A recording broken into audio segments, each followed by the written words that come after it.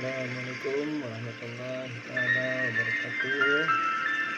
Bertemu kembali di dalam Cigedel Channel.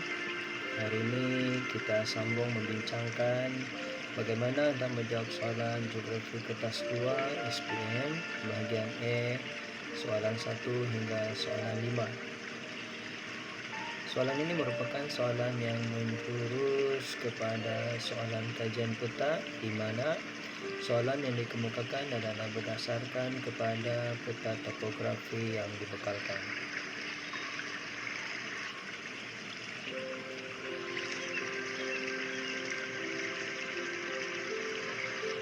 Baiklah, untuk soalan kajian peta, kemahiran atau soalan yang ditanya dalam kertas 2 bagian ini biasanya tanya tentang ketinggian sesuatu tempat yang merujuk kepada kontur, merujuk kepada tanda tinggi ataupun tanda aras ataupun stesen trigonometri. Kemudian soalan yang bakal ditanya juga merujuk kepada lokasi ketinggian yang menggunakan rujukan grid untuk menentukan kedudukan suatu tempat. Selain itu bearing, di mana calon dikenali untuk mencari bearing, jarak, ciri geografi, pola petempatan, dan juga jenis tanaman.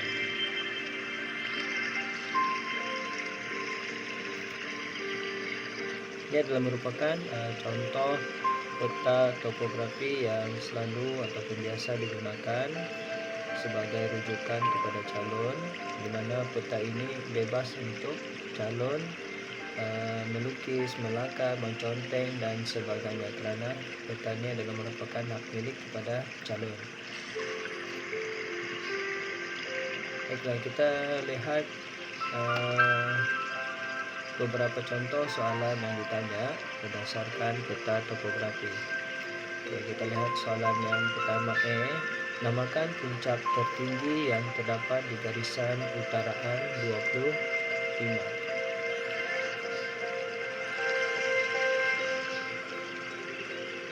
Oke, inilah merupakan bahagian peta topografi yang melihat kepada ataupun fokus kepada soalan yang ditanya, yaitu garisan utaraan, di mana garisan utaraan merujuk kepada garisan melintang yang dilabelkan 25. Oleh itu, calon hendaklah mencari ketinggian semua puncak tertinggi yang terdapat di utara garisan 25. Oke, jadi ini adalah merupakan antara puncak tertinggi yang terdapat di utara garisan utaraan 25. Ada 4 yang utama. Oleh itu, berdasarkan kepada 4 ini, maka puncak tertinggi adalah yang terletak di utaraan 26, seperti yang dibulatkan di dalam peta.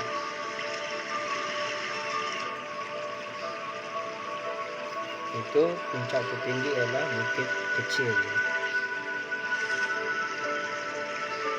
Oke, jadi di sini calon hendaklah mencari semua bukit ataupun puncak tertinggi di dalam peta yang dimaksudkan berdasarkan kepada di mana lokasi pencarian. Oke, contohnya seperti soalan tadi, yaitu utaraan 25.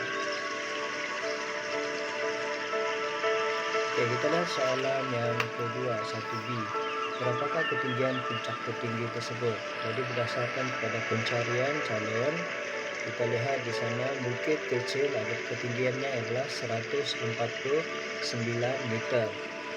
Oleh itu, calon hendaklah memberikan jawapan 149 meter, di mana meter itu wajib ditulis di dalam jawapan calon. Jika calon tidak menulis jawapan meter, maka calon tidak akan dapat markah, kecuali dalam petak jawapan sudah dilabelkan dengan meter, unit meter. Oke, kita lihat soalan yang kedua. Berapakah jarak jalan kereta api dari RJ 217.300 ke RJ 218.250? Oke, di sini calon dikehendaki untuk mencari jarak antara dua titik berdasarkan kepada RJ yang diberikan. Oleh itu, calon hendaklah menentukan titik bagi kedua-dua RJ yang telah dinyatakan. Jadi, calon hendaklah mahir dalam mencari rujukan ataupun menggunakan rujukan grid. Oke, berdasarkan kepada peta yang ini, yaitu mencari jarak jalan kereta api yang berbentuk melengkung. Jadi seperti yang ditambahkan itu, yang berwarna hitam, yang ini. Oke, jadi ukuran yang dibuat oleh calon mestilah menggunakan benang dan juga pembaris. Jadi calon bolehlah mengukur daripada satu titik RJ ke satu titik RJ yang telah dinyatakan. Kemudian tandakan benang. Selepas itu ukur di pembaris. Jadi calon akan dapat panjang dalam bentuk sentimeter. Jadi untuk menentukan ukuran jalan kereta api tadi, oleh kerana 5 cm itu adalah merupakan jarak di dalam peta, maka untuk mencari jarak sebenar, calon dikehendaki untuk menerapkan dengan skala yang digunakan. Biasanya skala digunakan ialah 0,5 km. Jadi 15 cm darab 0,5 km akan dapat 7,5 km. Seterusnya soalan 2B. Jika tambang perjalanan RM150 per kilometer, berapakah kos perjalanan kereta api mengikut jarak tersebut? Ini adalah merupakan soalan antara soalan kebat di mana mengaplikasikan kemahiran. Jadi untuk mencari jawapan, calon hendaklah mendarabkan jarak yang sudah diperoleh tadi dengan RM150 sen.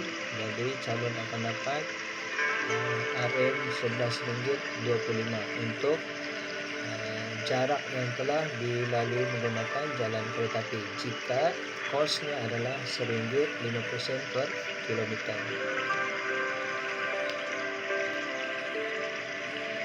Oke, kita lihat soalan yang seterusnya, soalan 3E. Apakah pola pertempatan di segi 4 grade berikut?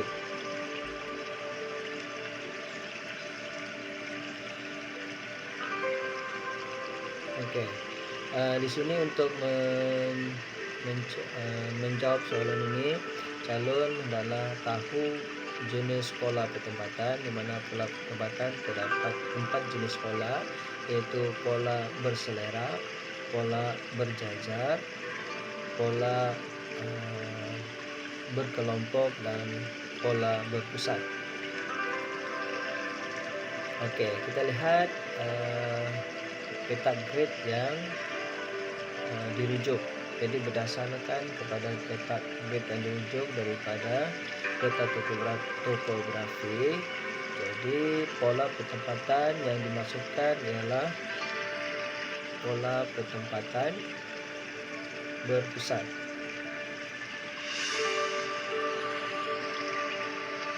Oke, pola pertempatan berpusat kerana terletak di simpang jalan, rumah tersusun rapat dan terdapat penanda aras iaitu University Technical.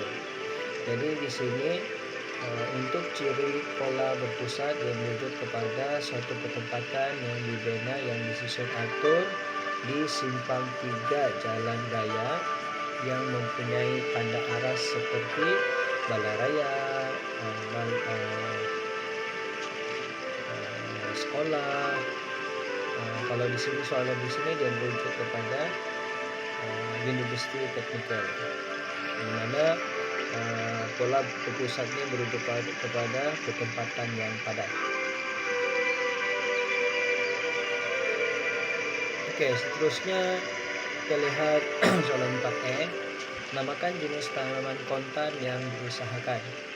Oke, untuk menjawab soalan jenis tanaman kontan, calon hendaklah memerhatikan ataupun melihat ataupun mengkaji simbol-simbol pertanian yang digunakan, simbol tanaman yang digunakan. Kita lihat berdasarkan kepada peta grid ini, kawasan yang dibulatkan itu, bagian yang dibulatkan adalah merupakan simbol-simbol tanaman yang digunakan, yaitu warna hitam ialah simbol getah dan warna oranye coklat itu adalah merupakan tanaman kelapa sawit. Jadi berdasarkan kepada kajian tersebut yang telah dibulatkan, calon bolehlah menjawab sama ada jenis tanaman kontan itu ialah getah ataupun kelapa sawit.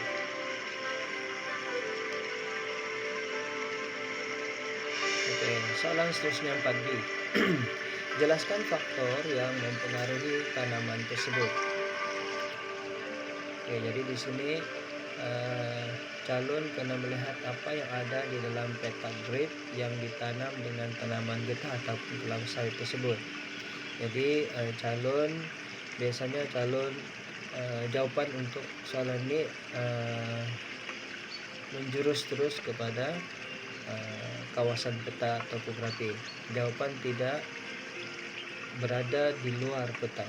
Maksudnya apa yang ada di dalam peta itu adalah merupakan faktor yang mempengaruhi jenis tanaman. Kita tidak boleh memberi jawaban di luar daripada apa yang ada di dalam peta. Oke, jadi berdasarkan kepada kajian di dalam peta, kita lihat yang pertama ini, anak panah berwarna biru merujuk kepada kontor.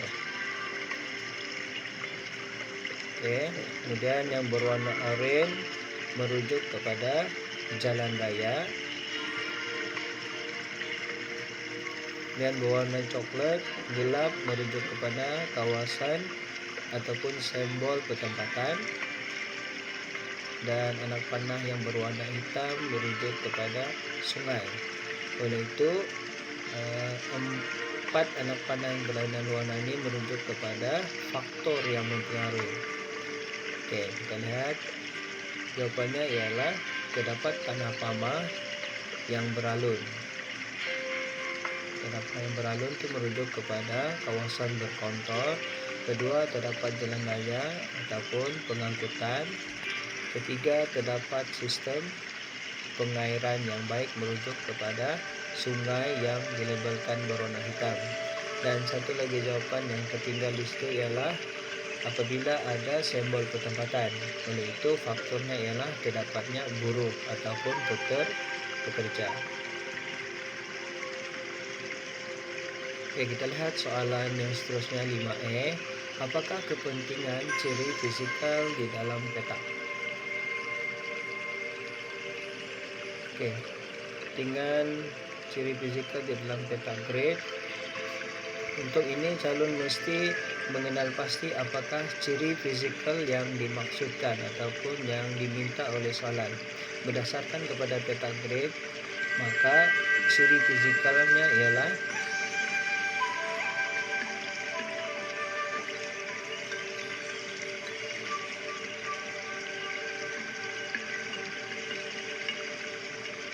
hutan. Oke, ciri fisikal yang difokuskan ataupun yang ditanya berdasarkan kepada soalan 5E ialah hutan. Jadi, apakah kepentingan hutan terhadap manusia dan alam sekitar? Oke, jawaban di sini pertama ialah kawasan tanah air, mengawal hakisan tanah, sumber bahan mentah, sumber makanan, mengawal suhu persekitaran, habitat flora, dan habitat fauna. Ini antara jawapan yang boleh digunakan pakai untuk menjawab soalan 5E. Oke, saya harap calon jelas untuk soalan ini, bagaimana menjawab soalan ini, dan bagaimana kemahiran untuk mengenal pasti apakah ciri fisikal yang dimaksudkan. Oke, seterusnya 5B. Wajarkah kawasan tersebut dibangunkan sebagai kawasan pertempatan. Oke, yang ditandakan bulat berwarna hitam itu kawasan hutan. Oke, untuk memudahkan calon, oleh karena calon sudah dapat mengenal pasti bahwa kawasan tersebut adalah kawasan yang berhutan tebal, katakan, maka untuk memudahkan calon dapatkan maka calon bolehlah menjawab untuk soalan ini, yaitu tidak wajar. Karena kalau tidak wajar membangunkan kawasan pertempatan baru, calon akan mendapatkan lebih banyak jawaban berbanding dengan jika calon memilih wajar. Oke, kita lihat jawaban yang boleh digunakan pakai jika calon memilih jawaban tidak wajar. Oke, calon nampakkan banyak jawaban yang boleh kita gunakan untuk menjawab soalan ini jika memilih tidak wajar, yaitu pertama kepupusan flora, kedua kepupusan fauna, ketiga kemusnahan habitat flora, keempat kemusnahan habitat fauna, kelima meningkatkan suhu persekitaran, keenam tanah runtuh, hakisan tanah, kemusnahan kawasan tadahan. Oke, jadi jika soalan ini memperuntukkan 4 markah, jadi calon sudah lebih jawaban. Jika soalan ini memperuntukkan 5 markah, calon pun sudah melebihi markah yang diperuntukkan. Jadi kewajarannya di sini jika calon memilih tidak wajar untuk dibangunkan di kawasan tersebut, karena kawasan tersebut adalah merupakan kawasan hutan, kawasan semula jadi. Oke. Itu sahaja perkongsian kita hari ini, yaitu bincangkan bagaimana menjawab soalan kajian peta bagian E, peta soalan 1 hingga soalan 5. Terima kasih kerana memberi perhatian, mendengar dan menonton. Semoga apa yang saya kongsikan di sini bermanfaat untuk persediaan calon menghadapi peperiksaan percubaan SPM tahun 2020 dan untuk menghadapi peperiksaan SPM pada 18 hari bulan Mac 2021. Kepada mereka yang belum subscribe, bolehlah tekan butang subscribe, tekan lonceng dan tekan like. Itu sekian, terima kasih, kita jumpa lagi di lain masa.